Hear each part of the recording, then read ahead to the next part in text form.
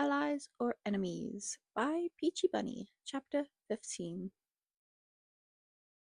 Grian walked along the edge of the tall building in the city, his wings and arms keeping him balanced as he walked. He looked out over the sea of lights and buildings, sighing heavily. Hawkeye had said to meet him at this location a week ago. Well, they'd agreed on it. Grin couldn't quite remember who had suggested it, but the only thing going through his mind was how bored he was. He leaned too far to the left and let himself fall off the edge, easily catching the wind to fly and glide around the building a handful of times. He must have been waiting for at least half an hour, repeating the same motion of walking and flying a handful of times. This time he spotted the hero climbing the side of the building he was flying down. Thankful he decided to finally show up. Grian made his way back to the top, landing gracefully at the ledge Hawkeye was climbing up. "What took you so long?" he called down, knowing no one could hear them from how high up they were. Hawkeye looked up and smiled at the avian, and it made Grian smile back. He took a step back, walking more towards the middle of the building's roof. He watched finally, seeing Hawkeye heave and settle on the ledge, moving to lay on his back with his legs dangling off the edge. "Took you long enough," Grian muttered, coming up to stand over the hero's head. Hawkeye smiled as he breathed deeply, waving off the hybrid. "Sorry, let me just grow some wings on my back and fly so I can meet you faster," the hero joked before opening his eyes in shock. That was a joke. I'm sorry if that offended you." He looked slightly scared. Grian laughed, his wings fluffing out as he let out a fit of giggles. "Jeez, you're so scared to offend me nowadays. Not everything is offensive," Grian teased, bending down to look down at Scar. "Now that climbing class is over, what exactly did you want to know about the monsters from the Undercity?" he asked. Scar heaved as he moved to sit up, sitting on the ground before moving to stand up. "Right. I wanted to know more about the warden you knew about. I mean, that's the first time I've ever seen a monster kill someone, let alone..." Scar trailed off, shivering at what Grian assumed was some sort of mental image crossing his mind. Grian frowned, watching the hero's face flash with horror. He knew it must have not been a fun sight to see, not to mention almost dying to one. "The wardens," Grian began thinking. He walked over to sit at the ledge of the building, staring at the city beneath them. "Well, no one really knows where it came from," he explained, which wasn't a lie. Even in the Undercity, it came from the ground and terrorized hybrids down there. "It just appeared one day," Grian admitted, crossing his arms as he wrapped his wings over his shoulders. "If it just appeared, how do you know so much about it?" Hawkeye asked, stepping closer to sit beside the anti-hero. Grian glanced at the masked hero and shrugged. "Years of dealing with it? Hiding from it? Running? Escaping?" he admitted, vague memories of seeing it as a child plaguing his mind. He turned his head away for a moment before letting out a heavy sigh. "It's like Endermen. After living around them for so many years and learning what works, it's almost like second nature." The hero frowned at Exelqua's childhood backstory. "You were raised in a constant state of survival," the hero acknowledged, sending Grian's stomach into a twist of knots. He felt sick even hearing someone admit that to him. "I'm sorry." "Don't," Grian began, glaring at Hawkeye. "You don't know me. You don't know what it was like growing up like I did, and you don't get to make me into some charity case because you think..." Grian stopped, feeling a heavy arm between his wings, pressing soothing circles between his shoulder blades. "That isn't what I'm doing," Hawkeye confessed. He bit his lip. "I'm just trying to get to know you and explain that what you went through was hard. I mean, you don't have to always be this alert. It's okay to realize what happened was traumatizing and affected your adulthood." The hero spoke with gentleness. It made Grian want to melt. Between the soothing comforts and soft words, Grian had lost all the fight he thought he had. The blonde cooed softly, letting the other semi-hold him. "Thank you. But now really isn't the time for that. You wanted to know more about the warden." The hero seemed disappointed at the change of topic, but didn't take his hand away. If anything, he began tracing gentle shapes around the tufts of his wings. The anti-hero leaned forward, giving the hero an estranged look. Hawkeye must have understood, because he lowered his hand to the avian's lower back to lay his palm flat, not moving. "Sorry." "Don't Do that again, Green glared before clearing his throat.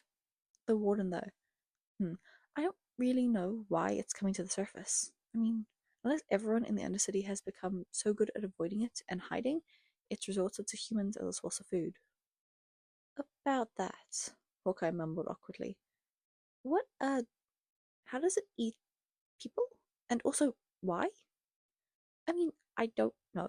I just know they do.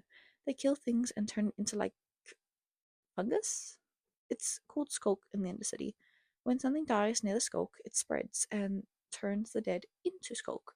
I'm assuming it's so the warden has more to eat, but I don't know how or why. I just understand behaviors and what happens. Green explains more thoroughly. So, the screaming? Hawkeye asked, his hand trailing up further again. Grin nodded. Yes, the wardens are blind, so when they scream, it's sort of like bats with echolocation. It also works as a sort of stun thing, though. It easily makes the victims disorientated and can make them deaf if the assault goes on for long enough. Wardens rely on smelling and hearing, so if a victim can't even hear themselves, they're much easier to catch than people aware of the noise they're making. The evening continued, thinking he covered everything. I think that it's really, once it eats, it's satiated for a couple of days to a few weeks. They randomly come and go though. Sometimes we go years without seeing them, and sometimes we spend years hiding. Green vaguely remembered running a lot in the dark, demanding his siblings to stay quiet and to not make a sound while Green kept them safe. Would you ever go back to the Undercity? The question snapped Green from his memory. He turned in pure shock to stare at Hawkeye. He frowned and shook his head. No, I promised my family I never would. It's too dangerous, and I fought too far to escape from them. For them, Ren clenched his teeth momentarily. What if I went with you? Hawkeye asked. Green, for a second time within the same minute, turned to stare in shock again. What? He found himself hissing out, a smile of disbelief crossing his lips. You, in the Undercity, you get killed right away. Not only does everyone down there probably hate you, but you also have no idea what it's like down there. You'd get hurt within seconds, Green laughed. Well, that's kind of why I was hoping you'd go with me, the hero frowned, and gently squeezing the blonde's waist. He's like a full-on laugh now, shaking his head. No, absolutely not. I stepped foot above ground when I was 13, and I refuse to go back now. I fought way too hard to get out of there, just to go back years later. Grin moved to stand, stepping away from Hawkeye. Hawkeye scrambled to follow, reaching for the other's wrist. Wait, please, you don't understand, Hawkeye began. I don't understand? Grin snapped, turning to look at the hero. Are you not listening to me? You yourself even said that place traumatized me. It's awful down there. All there is monsters and poor hybrids just trying to stay alive. Somewhere they're actually welcome. Don't forget it's your lovely governor who banned my people down there. Grin sneered. The hero frowned deeply. I know, and I'm sorry, but he's sending me on a mission to investigate the warden to try and stop it. Please, I don't know the underground like you do, and you're right. I'm a human, and the hybrids and mutants would eat me alive because of who I'm affiliated with. Except I need you there with me. I need you beside me, working with me. Please. I'm actively begging you. Grian stared in disgust. What would Scar think? Ditching him after they agreed to meet tomorrow? They had just agreed to meet, and now this was sprung on him? Grian really didn't want to be selfish. I'm sorry, Grian frowned, feeling bad. He did feel bad. I can't go back there. And I can't just abandon my civilian life. I have people who will notice my absence. I can't. He sighed softly. The hero's grip on Grian's arm loosened to slip to hold his hand. Grian frowned, gently squeezing Hawkeye's fingers. Please? He heard the hero ask. Please, Ixaqua, you don't understand what's at risk, Hawkeye whispered, tears forming under his visor. You don't understand. His voice cracked.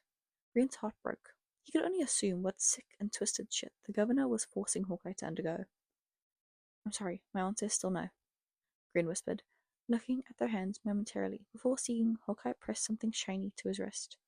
His reaction time wasn't quick enough. He stared at the thing on his wrist in confusion. The small green light on the side blinked once before lighting up red. His blood ran cold. He could hear his heart pick up in his ears along with Hawkeye's quiet sobs. Although he didn't know what had just happened, every instinct to fight or run in his body was at war.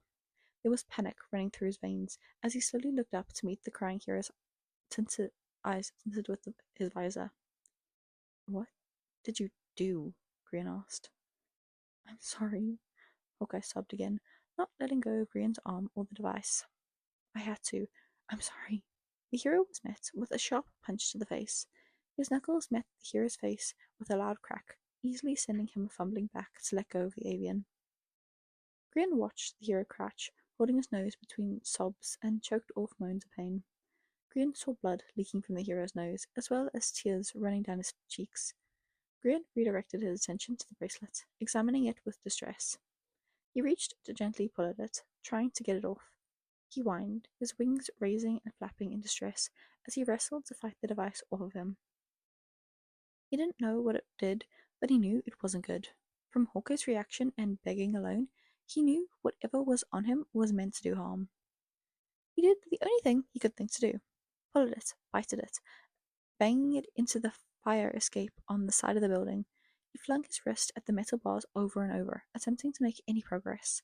When he saw the device in perfect condition, he finally let himself cry. He wailed, crouching on the ground in mourning. He looked at Hawkeye, who was silently crying and watching in sorrow. What did you do? Grian asked, holding his forearm with his free hand. What did you do to me? He screamed in distress, fingers clawing lazily at the device. What did you do to me? He whispered through his tears, kissing any freedom he gained over his lifetime goodbye. Hawkeye began, wiping the blood from his hands on his uniform. Grian didn't hear the hero approaching, startled when he was beside him. I can explain, Hawkeye whispered. Explain? Grian began quietly. Explain, he snapped. Explain what? You what? What did you do to me? He screamed again, tears running down his face. Hawkeye looked so sad as he reached out for the avian, only being met with hands shoving him away. I had to, Hawkeye whispered again. If you didn't come with me, they were going to take everything from me, he whispered. Grian stared at Hawkeye's visor, realizing easily that his biggest fear had not only become true, but his deepest doubt had also come to fruition. The human who claimed to care so much for him and would beg for his trust had broken that trust. He selfishly took something from someone else so he wouldn't lose something. You tricked me. Grian panicked and adrenaline Grian's panicked and adrenaline brain had finally pieced things together. You said you wanted me to trust you, Grian snapped. You begged me to trust you. I fucking did. I trusted you, Grian screamed, watching the hero try and grab his shoulders. He shoved the hero off again, fighting with him. Don't fucking touch me. Exactly, Hawkeye began. I trusted you. Grian's voice cracked as he sobbed. I actually trusted you, and you. Grian began, breathing deeply, unable to catch his breath. Hawkeye, listen to me, Hawkeye began, reaching out to take the avian's shoulders in his hands, ignoring the panicked and distressed chirps and coos he let out. I'm sorry. I'm so sorry. I know I broke that trust. I know I did. But if I didn't, I might die. You have to understand, I didn't want to. But if I didn't, I would be forced into retirement. I wouldn't be able to live, he whispered. Grin sobbed softly, hands still holding the device. You don't get it. They're gonna hurt me again, Grin whispered, not meeting the hero's eyes. He raised his hand to gesture to the device. This isn't about you. This is about me, he cried, scrubbing his eyes before reaching forward to shove Hawkeye off of him again. This is about the life you ruined, he screamed. You don't have a goddamn clue what you just did. Selkwa, listen to me. This isn't what you think. It's just something to track you while we're in the Undercity, Hawkeye tried to explain. And then what? Grin screamed. They take it off and let me go? Did you really think your stupid government officials would let me walk away a free hybrid? He asked, moving to stand, pacing the rooftops anxiously. I'm gonna go back to the scientists, back to the labs, and it's all your fucking fault, he screamed, not looking up to look at Hawkeye. They're going to kill me, he trailed off, thinking of Pearl and Jimmy. I'm gonna die. His sobs being cut off by large hands taking hold of his forearms, only aiding in feeling restricted and trapped. No, they won't. I won't let them, Hawkeye whispered to the avian, dried blood covering his top lip. I promise I won't let anything happen to you. Promise? Green asked with a laugh. Promise! Look at me! He yelled, pulling his arms out of Hawkeye's grasp. Look at what you did to me! And you, of all people, want to promise me something? He asked bitterly. Selka, I know I broke your trust, but no, Grin whispered, reaching for the gun on his thigh holster. He quickly pulled it out to aim it at Hawkeye, fingers shaking over the trigger. I am not letting you or anyone else close ever again, he yelled, seeing the facial expression of fear flash over the hero's face. I trusted you, and that was my first and only mistake, he screamed, firing the bullets out of anger. Luckily for the hero, he saw that coming, stepping to the side, taking a bit of a tumble as he dodged the bullet. They made eye contact for a second longer than needed before they both came to the realization. Green immediately began reloading the gun as Hawkeye ran to stand up, reaching for the gun. Larger hands encased the smaller hand. The trigger being pulled again, a shot being fired in the air. Green growled, moving to fly so he could raise a boot in the air and kick the hero in the face. Hawkeye was quick to use one hand to grab his ankle, pulling it down harshly. Green went tumbling over the hero, knocking them both to the ground. Hawkeye on his back and Green on his side a few feet away. His gun went sliding across the roof. Green moved to run for it, his leg being caught by the hero. Hawkeye dragged him back to grab one of his arms. Both on their knees, Green turned to hit the other in the face again, easily making contact with the brunette's chin. For being smaller and a hybrid with hollow bones, he can pack an aggressive punch. That didn't stop Hawkeye though, doing the only thing he could do in the moment of betrayal. He reached forward awkwardly to grab at where Exelqua's wings met his back, sending him into a mess of noises, all of the angry variety. Exelqua rolled onto his back, pulling the hero on top of him, only to kick him in the stomach, sending him rumbling over his head. The blonde laid on his back for a moment before rolling over finally, on his hands and knees, eyes scrambling for the gun. He made a break for it, grabbing it just as quickly as Hawkeye grabbed his wrist and pulled the gun from his hand. Green glared, lunging at the hero to try and take the gun once more. He scratched at the hero's face with his nails, feeling blood pool on his fingertips. He ignored the hero's hiss of pain and jumped with the help of his wings to fly and try and take the gun. Hawkeye wouldn't let that slide, reaching for the blonde's legs to pull him down, throwing him to his back. Green gasped, the wind knocked out of him as he moved to sit up. Hawkeye seemed to relax at seeing Green momentarily immobile. He moved to crouch beside the anti-hero, reaching for his shoulder to help Green sit up. Green sighed and shoved the hero back so he could grab Hawkeye's wrist, still after the gun. Grant was becoming increasingly angry by the second. He lowered his elbow right into Hawkeye's face, making his nose bleed once again. He crawled over the other, hands easily taking the gun as he straddled the brunette's waist. I'll fucking kill you, he screamed, aiming the gun at the other's head before taking the shot finally. They were both still, a clear indent of a bullet made in the cement next to Hawkeye's ear. They were both silent, a loud ringing in their ears as Grant finally calmed down, realizing he almost killed the hero.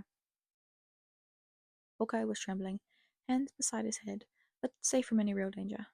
Grant stared down at the hero, taking in the sight before him. Hawkeye's nose was still wet with blood, and there were 2 clear scratch marks over his eyebrow down to his ear. Grin lowered the gun, a sickness pooling in his stomach.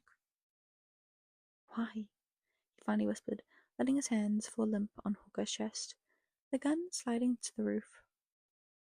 He felt Hawkeye's breath leave his lungs in relief, his body relaxing finally.